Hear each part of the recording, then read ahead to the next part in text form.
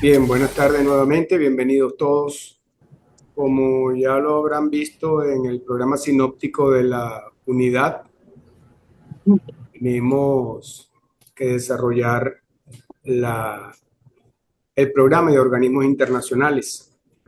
Con el permiso de ustedes me presento, mi nombre es Rodolfo Piña Reyes, licenciado en educación y abogado, doctor en ciencias de la educación y con una experiencia bastante larga dentro del ámbito educativo nacional. En este caso, pues, atendiendo a los amigos del IESIP, trabajando con ustedes esta unidad que resulta en estos días muy interesante, puesto que la geopolítica tiene relación con todas las actividades que eran en el momento. A partir, vamos a poder darnos cuenta en la actualidad y que cuando vayamos desarrollando cada una de las organizaciones, entonces, validar la información que tenemos aquí. Inicialmente vamos a trabajar, como lo dice la unidad, con el sistema de Naciones Unidas. Sin embargo, dentro del mismo programa sinóptico, existe un par de organizaciones que no pertenecen a la ONU, pero que de alguna manera cumplen una interesante actividad de apoyo dentro de lo que implica hoy en día la dinámica de esta organización internacional. Por supuesto, estamos en contacto para darnos la oportunidad de interactuar con ustedes, hacer las preguntas respectivas y que podamos entonces realizar la aclaratoria necesaria dentro de el tiempo previsto. Creo que por todos es conocido que la Organización de las Naciones Unidas fue una creación consecuencia del cese de la Segunda Guerra Mundial. Una vez que termina el segundo conflicto bélico del hombre en el siglo pasado, es necesario crear una estructura que no solamente reúna a los países que en su momento resultaron ganadores, aunque es una palabra un poquito complicada para un conflicto bélico de la guerra, sino también para garantizar una serie de lineamientos que afortunadamente se han cumplido a través del tiempo, por supuesto con algunos matices, pero que ciertamente si no existiera la Organización de las Naciones Unidas, pues tendríamos un panorama un poquito más complicado desde el punto de vista internacional. Como observamos ahí en la lámina, dentro de sus actividades está promover el desarrollo sostenible, garantizar la paz, y es un tema interesante en la dinámica de hoy dentro de la geopolítica internacional, como les decía, en función de que cada Asamblea General define unos lineamientos que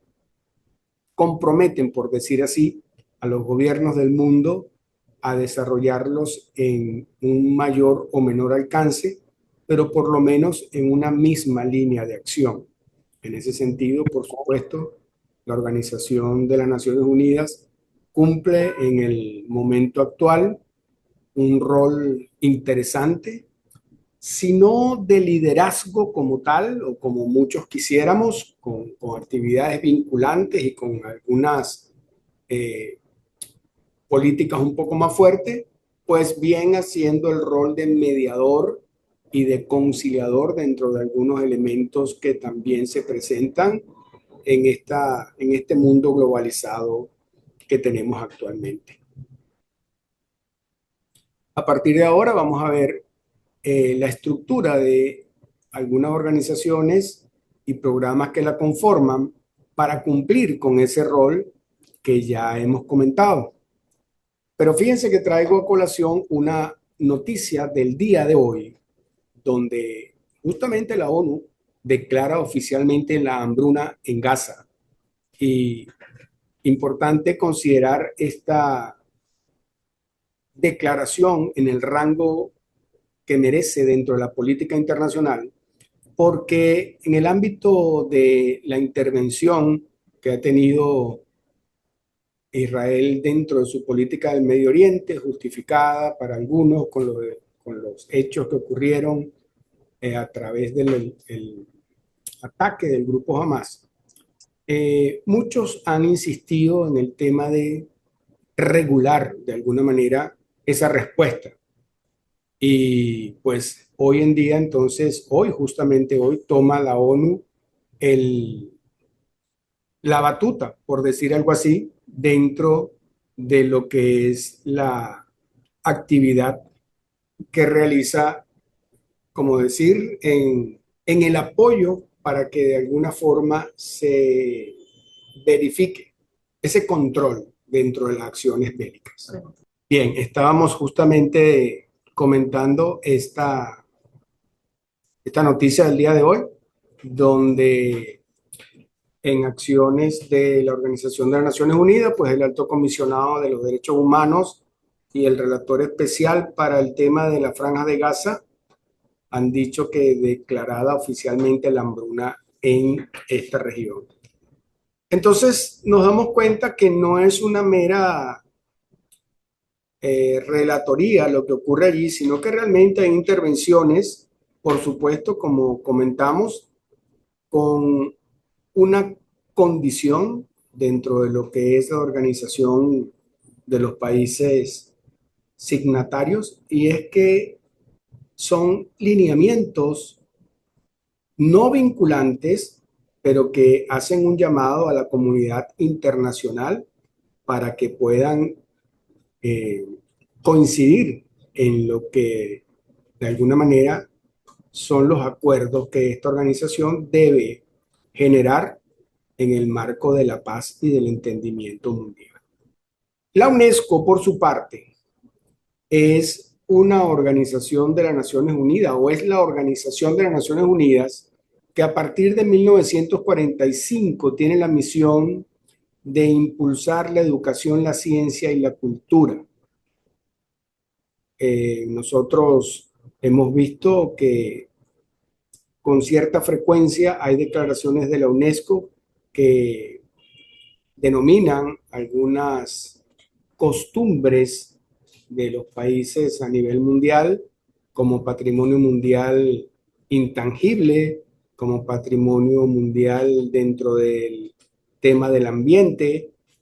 y entrando en lo que tiene que ver con el desarrollo sostenible, pues la UNESCO desde el ámbito educativo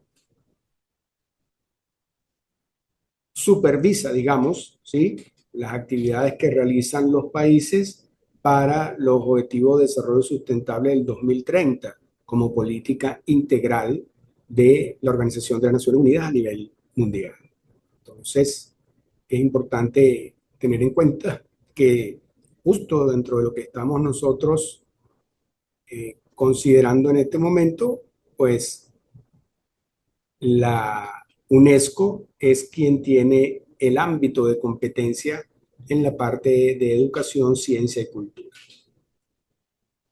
Con respecto a otra de las agencias de la Organización de las Naciones Unidas, creo que también hemos escuchado mencionar, sobre todo a partir del año 1998, cuando a nivel mundial se aprobó la Convención Internacional de los Derechos del Niño, realmente el tema de la UNICEF como agencia para la promoción de los derechos de niños y adolescentes en todo el mundo. La gran mayoría de las organizaciones que tienen algunas competencias particulares dentro de la ONU datan del mismo momento de la fundación de la misma. Vamos a irlo viendo a través de el momento de comenzar sus actividades. En el caso de la UNICEF, fue directamente en 1946. Por supuesto, en atención a que en aquel momento, como consecuencia de la Segunda Guerra Mundial, Hubo una gran cantidad de niños afectados por esa situación y dentro de los planes que tenía la Organización de Naciones Unidas, la prioridad dentro de lo que ellos consideran grupos vulnerables siempre están los niños. Entonces, el Fondo de las Naciones Unidas para la Protección de la Infancia se encargó desde ese momento hasta los días actuales de todo lo que tiene que ver con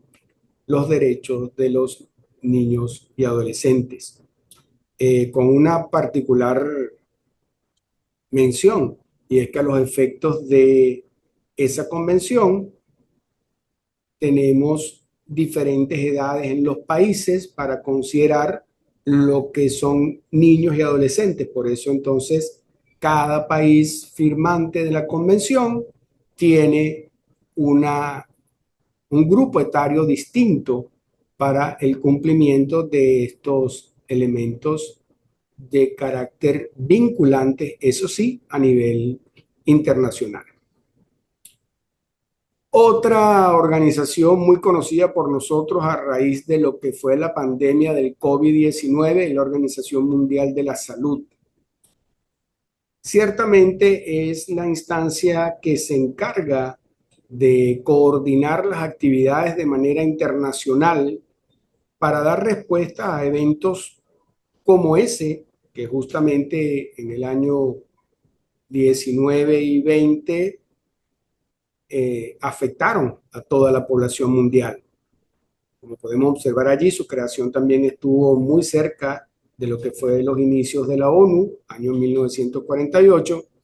y no solamente cura en la parte de lo que es la prevención de la salud,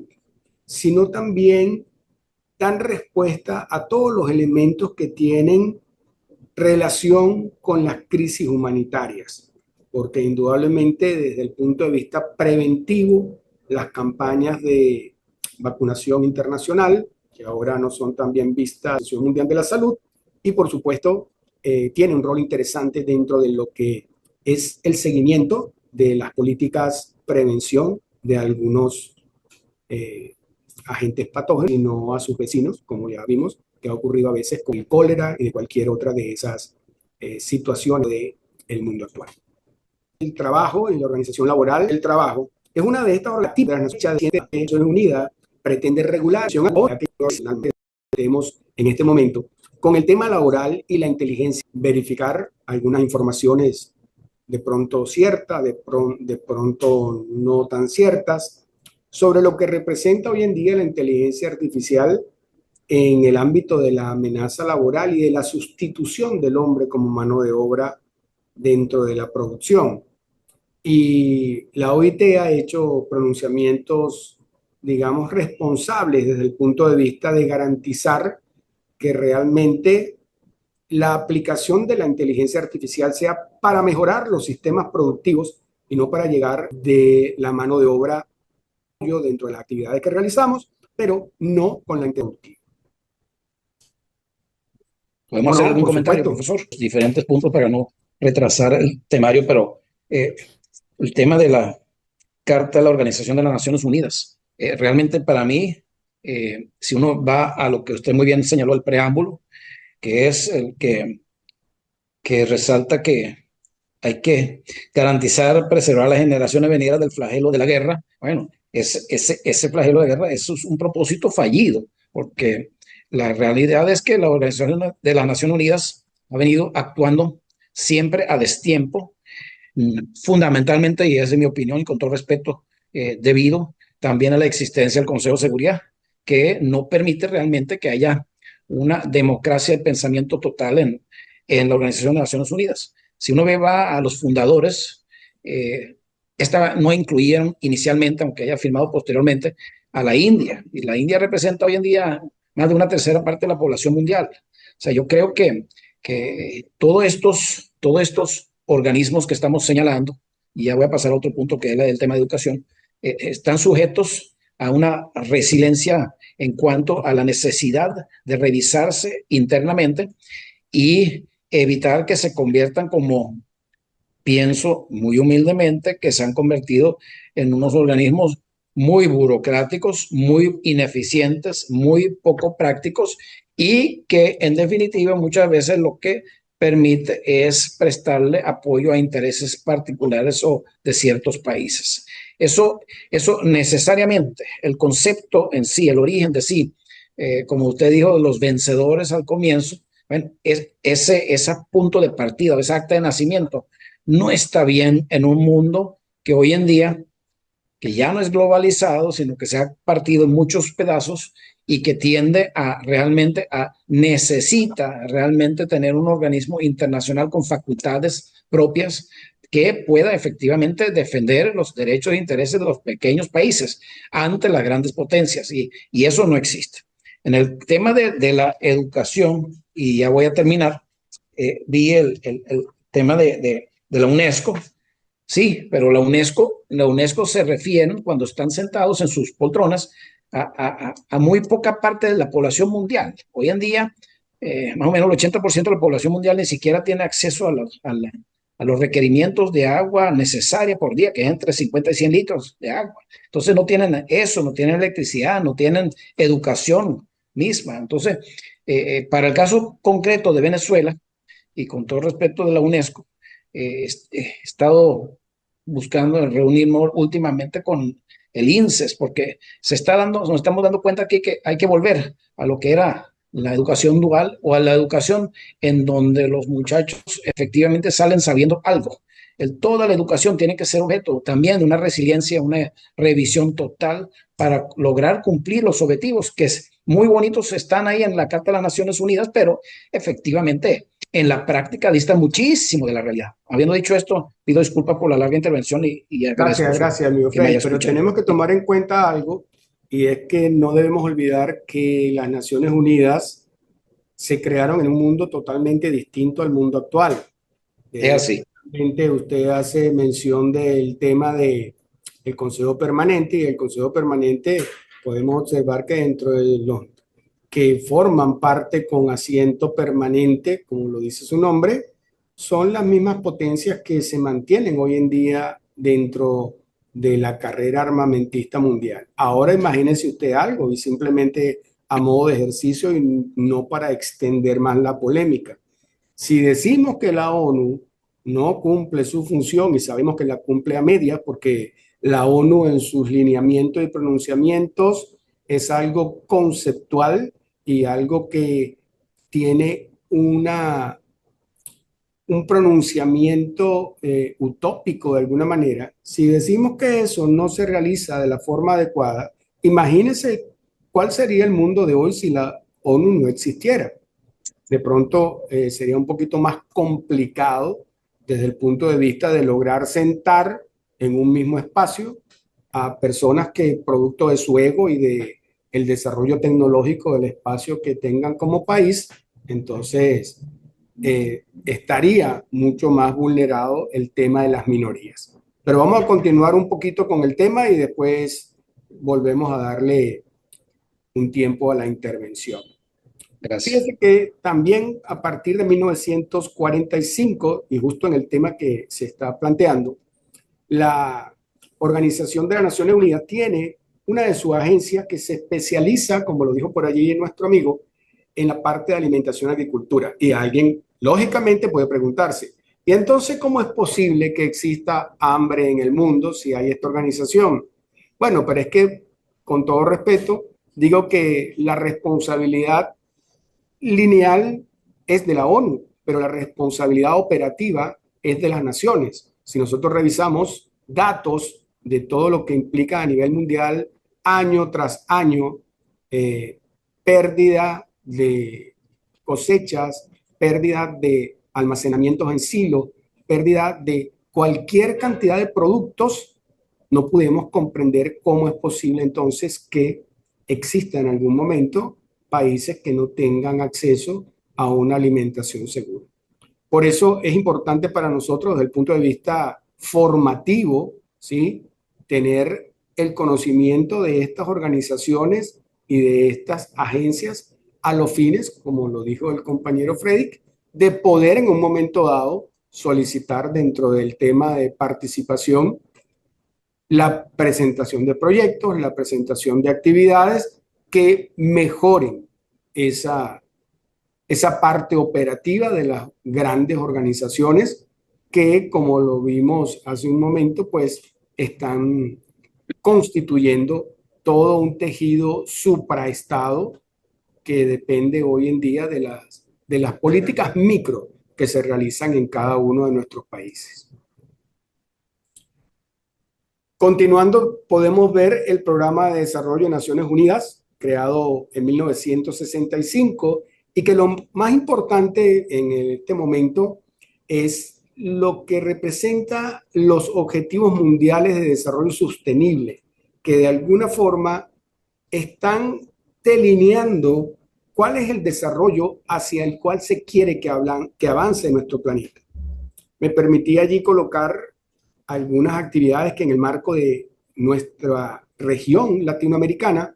enfoca lo que es el PNUD dentro de sus actividades claves, y tenemos allí actividades de gobernanza democrática, medio ambiente y cambio climático y resiliencia y recuperación. Por supuesto, cada una dentro de las políticas que los países a donde pertenecemos tengan en los acuerdos y merezca dedicarle un poco más de tiempo a esas actividades con miras al desarrollo de lo que son el 2030, cuando ya apenas nos faltan 5 años para hacer esa primera evaluación. Y como me dijo alguien en una actividad realizada hace poco, de manera extraña, dentro de esos objetivos de desarrollo sostenible, el número uno no es la educación. Entonces, justo estamos en la revisión de todos esos elementos para mejorar.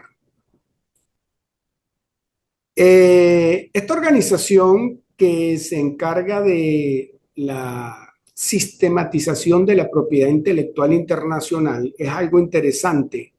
porque hoy en día la Organización Mundial de Propiedad Intelectual presenta un informe bianual donde aparece el ranking de los países que tienen la mayor cantidad de patentes publicadas. Y eso se ha vuelto un indicador de desarrollo y progreso dentro de lo que hoy en día es indudablemente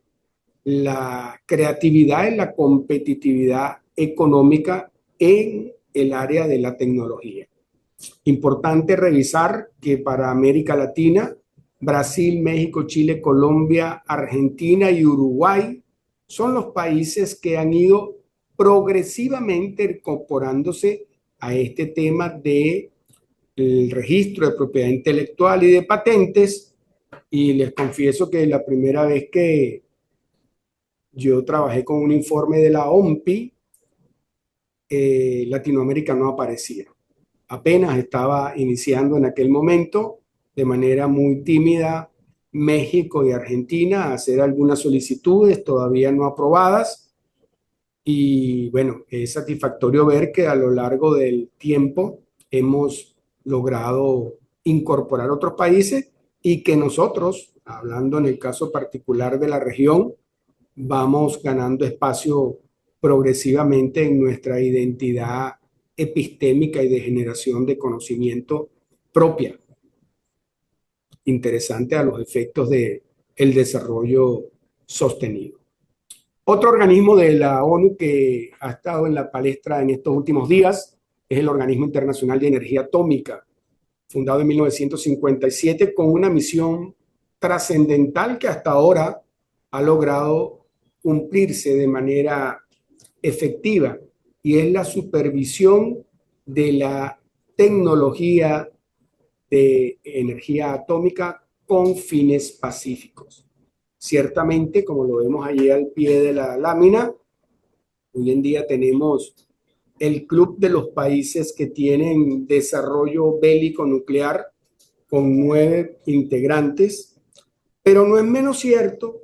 que se ha logrado de alguna manera que este organismo internacional tenga supervisión en la mayoría de ellos, salvo en Corea del Norte y en Israel, porque Israel aparece como uno de los países con tecnología bélica nuclear, pero su hermetismo con respecto al tema no permite que los supervisores de la OIE hagan registro de lo que realmente están haciendo. Un par de él en esta actividad es lo que ocurre con Corea del Norte, porque fíjense que a pesar de lo que ocurrió hace poco tiempo, algo como un mes atrás, en las instalaciones de Irán, Irán estaba en ese momento supervisada por el Organismo Internacional de Energía Atómica, justamente a raíz de una situación en la cual suspende la cooperación, es que entonces se decide hacer la intervención de los ataques que vimos que se realizaron a partir de la unificación internacional en ese sentido. Hasta allí son las organizaciones que dependen de las Naciones Unidas, pero dentro del programa debemos hacer mención de dos de ellas que sirven como apoyo, pero no forman parte de la estructura de la ONU. La primera es la Unión Internacional para la Conservación de la Naturaleza, que se funda muy cercana a la fecha de nacimiento de la ONU, 1948, y que aún no formando parte de las Naciones Unidas, tiene estatus de observador oficial por parte de ella. Es decir, que de alguna manera las situaciones que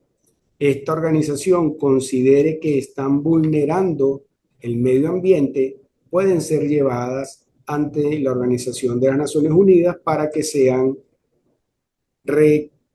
revisadas y se haga el llamado de atención a los países o al país que de alguna manera está vulnerando el medio ambiente como parte de los derechos fundamentales de la humanidad en este momento. Y finalizamos con la Corte Penal Internacional, que de hecho es la única de las organizaciones que está fundada en el nuevo milenio, en el siglo XXI. La Corte Penal Internacional se crea en el año 2002 como un tribunal que pretende hacer seguimiento a lo que se han considerado los 4 crímenes que afectan a la humanidad: el genocidio, los crímenes de guerra, los crímenes de lesa humanidad, para regular también el tema de la agresión, como está pasando en este momento en algunos países del mundo. Importante revisar allí en la lámina que varios de los países que hoy en día forman parte de eso que llamamos las potencias internacionales no forman parte de la Corte Penal Internacional, evidentemente en protección de las actividades que realizan, y muchos o algunos de los que votaron para ratificar el Estatuto de Roma, que es el que le da origen a la Corte Penal Internacional, no ratificaron ese tratado y por lo tanto no están obligados a cumplir esos estatutos. Entonces, ciertamente estamos revisando un conjunto de organizaciones que de alguna manera pretenden convertirse en un debe ser de lo que implica llevar por el camino del entendimiento a una humanidad que hoy en día está por encima de los 8.000 millones de habitantes, con una diversidad absolutamente dispersa dentro de lo que son los intereses y que de alguna manera, pues, día a día representan un reto en el tema de los acuerdos internacionales. Por ejemplo, si es oportuno mencionar que el sinóptico pedía desarrollar la Organización Mundial de Comercio, porque el tema de los aranceles, como hemos visto, desarrollados a partir de la política del nuevo gobierno de Estados Unidos, ha puesto en países tratando de hacer algunos acuerdos que permitan que dichos aranceles no afecten su economía dentro de lo que es el intercambio de productos, tanto de exportación como de importación. Entonces, sin querer hacer juicio de estas organizaciones, lo importante es que logremos nosotros valorar realmente que existe todo un tejido a nivel internacional que pretende llamar a la conciencia del hombre para mantener una mínima convivencia que permita el acuerdo, el desarrollo, el crecimiento dentro de unos parámetros que cada vez se ponen un poco más pequeños en lo que implica esa oportunidad para un crecimiento no igual, porque en mi opinión particular la igualdad no existe, pero sí con oportunidades para que todos podamos formar parte de esa comunidad internacional. Como pueden haber visto en nuestro plan de evaluación, para la evaluación de esta clase de hoy, vamos a elaborar un ensayo, ¿sí? Con el cual le vamos a dar los lineamientos dentro de la creación de la actividad. Y bueno, quedo abierto entonces en el tiempo que nos queda para las opiniones de quienes han estado en la participación de la tarde de hoy. Agradecido, por supuesto, con su... Buenas tardes, doctor. ¿Cómo está? Un saludo. Buenas Marielena tardes. Montes, del estado Táchira. Pues siguiendo la idea del doctor Freddy, yo opino que efectivamente la ONU, las decisiones que allí se toman, deberían ser basadas bajo los principios del multilateralismo, de la representación de los intereses de los estados que lo conforman, pero que efectivamente, en este caso, Estados Unidos es uno de los países que mayor influencia tiene por su fuerza política, económica, militar, y pues sus opiniones y sus intereses pues tienen más peso por los intereses que ellos persiguen, sí, pues realmente el interés de ellos y sus opiniones pues siempre van a tener más peso, y eso es evidente, respondiendo siempre a los intereses propios, más no a los intereses colectivos o del colectivo que de los países miembros que pertenecen a esa organización. Bueno, Marilena, indudablemente todos los países van a obedecer inicialmente a sus intereses particulares. Precisamente eso es lo importante de valorar el consenso que estas organizaciones tienen cuando la gran mayoría de los países del mundo forman parte de ella, porque vuelvo a lo que le comentaba al amigo Fredrik. Imagínese usted de qué tamaño sería el caos en este momento si ya partiendo de un interés particular, ¿sí? No logramos ponernos de acuerdo en una mesa. Sí. ¿Cómo será si con intereses particulares ni siquiera tuviésemos una mesa donde por lo menos proponer escucharnos? Sí. Ahí es donde justamente entiendo que es a nosotros, y no es en una retórica, sino a nosotros, digo, los que de alguna manera observamos eso con una crítica constructiva, nos toca aprovechar los espacios donde realmente pueda tener la participación el ciudadano, a sabiendas de que indudablemente no es que vamos a mandar un correo y se va a terminar la guerra de no sé dónde, no, evidentemente no es así, pero sí hay un momento en que las voces se van a escuchar y entonces el tiempo nos ha dicho a nosotros que indudablemente como humanidad, con todos nuestros defectos y con todos nuestros aciertos, hemos avanzado. La idea es que logremos mantener un equilibrio que nos permita seguir avanzando en un mundo donde tenemos un gran enemigo que no nos damos cuenta y es el hombre usando la tecnología contra el hombre. Porque mientras utilizamos la tecnología para el hombre, entonces que algunos se están dedicando a utilizar la tecnología contra el hombre, entonces las fichas del juego están cambiando un poco. Profesor, me permito intervenir un momento. Usted mencionó una cosa que tiene muchísima razón y que creo que es un título interesante, que hay que valorar el tejido de la convivencia. Eso de tejido da también pie a pensar en que el tejido puede ser reparado y el tejido puede incluir muchos colores diferentes y realmente hoy en día el mundo y también un mundo que ha aparecido recientemente que era muy desconocido, que era el estado profundo, cual poco se hablaba, pero empieza a conocerse más y más de ello, indudablemente reduce las fuerzas o el control mundial a pocas personas o pocos intereses que realmente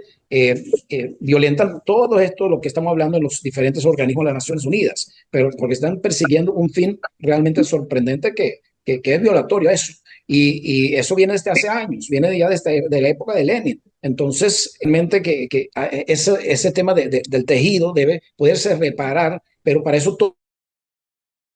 el mundo tiene que participar. Esta de todas la veo en la pobre África, que se la están llevando por delante.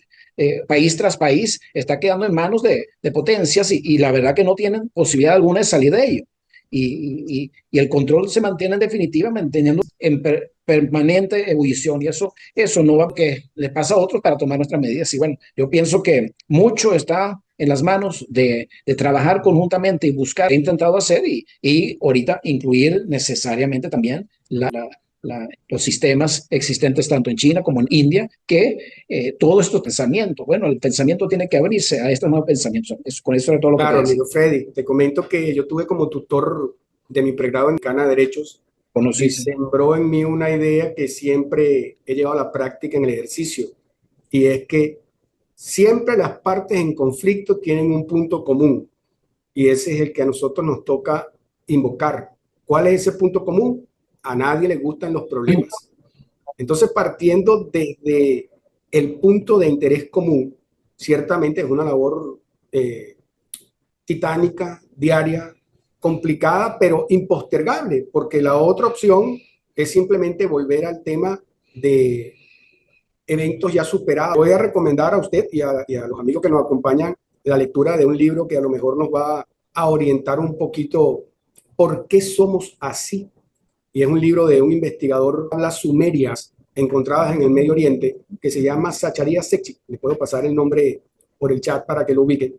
Y allí van elementos interesantes que siempre comento, tengo para no quedar en el aire con un ejemplo prospectivo. Bueno, en el planeta Marte en este momento tenemos dos rovers, o sea, dos robots, uno chino y uno norteamericano. Llega a poner a un hombre allá. Dependiendo del lado donde caiga, entonces vamos a tener la división real del planeta que no nos pertenece en dos bloques, y por analogía entonces vamos a volver a Oriente y Occidente. Es decir, eso parece un tema recurrente dentro de lo que es la división del pensamiento, el mantenernos siempre prestos, que permita que con todos los errores que lograr la mejor participación de todos. Bueno, profesor, eso de necesariamente llegar a un punto de entendimiento en el mundo difiere de Marte, porque en el mundo vamos a estar obligados a ellos, comenzando por el tema ambiental. Yo estoy trabajando en mi tesis, todavía no me lo han aprobado, pero estoy trabajando sobre el tema de soberanía, y ahí estoy trabajando el tema de soberanía hídrica. Estamos de acuerdo, porque si no esto está complicado. Claro, y justamente ese es el reto de hoy en día, ponernos de acuerdo, porque es que no hay otra vía. Hay otra vía. Hay otra vía. Yo incluso siempre lo comento dentro de lo frágil que es la geopolítica mundial y cuál es la opción, que es que los países europeos han ido logrando un consenso interesante con respecto a eso que América Latina todavía no, que es por un tema de exceso de riqueza. Cuando yo hice mi posgrado, profesores decía que era complicado comprender cómo América Latina, teniendo un mismo Dios, un mismo idioma, realmente a veces le era complicado entender la necesidad de 7 naciones. Hoy en día todas hablan un idioma diferente y han logrado ponerse de acuerdo. Y un tema de experiencia, ¿sí? Y el libro que les comento, porque es una lectura interesante sobre el tema que siempre nos obliga a ponernos de acuerdo. Pero allí los que quieran leerlo, pues está un poco el tema de comprender la diferencia humana de pensamiento y de actividades. Bueno, quedo pendiente entonces para lo que vamos a realizar para la evaluación de esta actividad de hoy. Agradecido por su atención y por supuesto a la orden para cualquier aclaratoria que sea necesaria realizar a partir del día de hoy. Muchas gracias, profesor. Gracias.